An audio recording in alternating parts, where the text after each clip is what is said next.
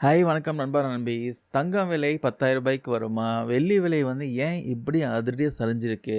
Copper தான் அடுத்த தங்கம் சொல்றாங்களே, அது உண்மையா? இந்த வீடியோவுல இது மாரி பல ஷாக்கிங்கான தகவல் பத்தி டீட்டெயிலா பேசலாம்.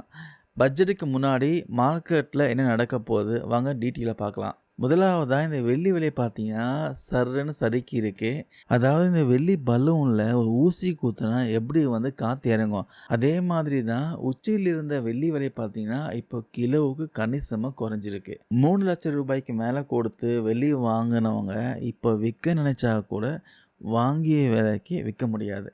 கிட்டத்தட்ட 30% முதல் 40% வரைக்கும் வெள்ளி மார்க்கெட்ல அடி வாங்கியிருக்கு.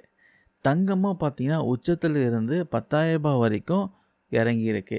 ஆனாலும் தங்கம் பார்த்தீங்கன்னா, பாதுகாப்பானது தான். ஆனா வெள்ளி பக்கம் இப்போதைக்கு போகாதீங்க அப்படின்னு ஸ்ட்ராங்கா சொல்றாங்க நிபுணர்கள்லாம். ஏன் திடீர்னு இப்படி விலை குறையுதுன்னா, இதுக்கு முக்கியமான காரணம் பார்த்தீங்கன்னா, அமெரிக்காவில் நடக்கிற சில மாற்றங்கள் தான் சொல்றாங்க. அமெரிக்கா ஃபெடரல் ரிசர்வ் கவர்னரா கெவின் வாஷ் தான் பார்த்தீங்கன்னா, வரப்போறதா பேச்சு நடக்குது. அவர் ரொம்ப பார்த்தீங்கன்னா ஸ்ட்ரிக்டான ஆளாம். பணத்த அதாவது இன்ஃப்ளேஷன் கட்டுப்படுத்த அவர் வட்டி விகிதத்தை வந்து ஏத்தலாம் அப்படின்னு மார்க்கெட் பார்த்தீங்கன்னா எதிர்பார்க்குது. வட்டி விகிதம் ஏறிச்சுன்னா, தங்கம் விலை பார்த்தீங்கன்னா கண்டிப்பா குறையறது தான் வழக்கம். அதனால தான் இப்ப விலை பார்த்தீங்கன்னா கீழ வந்திருக்கு. ஆனா இப்ப சோசியல் மீடியாவுல பரவலா பார்த்தீங்கன்னா ஒரு வதந்தி பரவிட்டுருக்கு. காப்பர் தான் அடுத்த தங்கம். அதில முதலீடு பண்ணுங்கன்ட்டு நெறைய பேர் பார்த்தீங்கன்னா, சோசியல் மீடியா சைட்ஸ்ல வந்து ஸ்ப்ரெட் பண்ணிட்டு இருக்காங்க. இது விஷயமா நிபுணர்கள் என்ன சொல்றாங்கன்னா, தங்கம்ன்றது பார்த்தீங்கன்னா, பண மதிப்பு கொண்டது. அதாவது மானிட்டரி மெடல்னு சொல்லுவாங்க. ஆனா காப்பர் பார்த்தீங்கன்னா, ஒரு தொழிற்சாலை உலோகம்.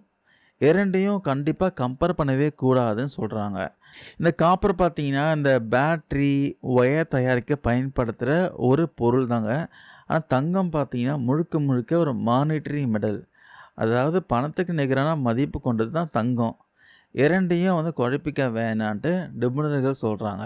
காப்பர்ல முதலீடு பண்ணா கண்டிப்பா ஏமாந்து போயிடுவீங்கன்ட்டு ஸ்ட்ராங்கா சொல்லியிருக்காங்க. காப்பர் விலை பார்த்தீங்கன்னா, எப்ப வேணும்னாலும் விழும்.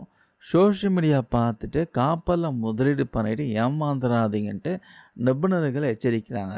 எல்லாருமே எதிர்பார்க்குற கேள்வி, தங்கம் விலை இன்னமும் குறையுமான்னு கேட்டிங்கன்னா, இப்போதைக்கு பார்த்தீங்கன்னா மார்க்கெட் ரொம்பவே அன்ஸ்டேபிளா இருக்கு. கொஞ்சம் வெயிட் பண்ணி விலை குறையும்போது வாங்குறது நல்லதுன்னு சொல்றாங்க. நாளைக்கு பார்த்தீங்கன்னா, அதாவது பிப்ரவரி 1ஆம் தேதி பட்ஜெட் தாக்கல் பண்ண போறாங்க. இதில தங்கம், வெள்ளி இறக்குமதிக்கான வரி வந்து ஏத்துவாங்களான்ட்டு பார்க்கணும். அப்படி ஏத்தினா கடத்தல் கண்டிப்பா அதிகமாகும்னு சொல்றாங்க.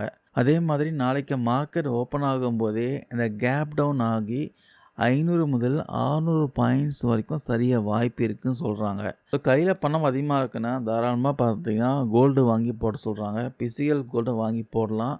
அதுக்கப்புறம் south India bank, Tamil Nadu mercantile bank போன்ற பங்குகள் பார்த்தீங்கன்னா, இப்போ அண்டர் வேல்யூடா இருக்கு. அதே மாதிரி ஐடிசி பார்த்தீங்கன்னா ரூ. 6.50 வரைக்கும் டிவிடெண்ட் அறிவிச்சிருக்காங்க.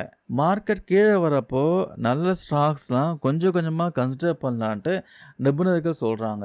கடைசியாக பார்த்தீங்கன்னா தங்கம் விலை கிராமுக்கு ரூ. 10,000 வரப்போ கண்ணை மூடின்னு வாங்கி போடுங்கன்ட்டு நிபுணர்கள் சொல்கிறாங்க. முக்கியமாக இன்வெஸ்ட்மெண்ட் பொறுத்த வரைக்கும் தங்கம் தான் பெஸ்ட்டு. ஆனால் அந்த வெள்ளி ஆகட்டும் காப்பர் ஆகட்டும் இப்போதைக்கு வேண்டான்ட்டு நிபுணர்கள் சொல்றாங்க, பார்த்துக்கோங்க. சுருக்கமா சொல்லணும்னா, வெள்ளி, காப்பர் பக்கம் போகவே போகாதீங்க.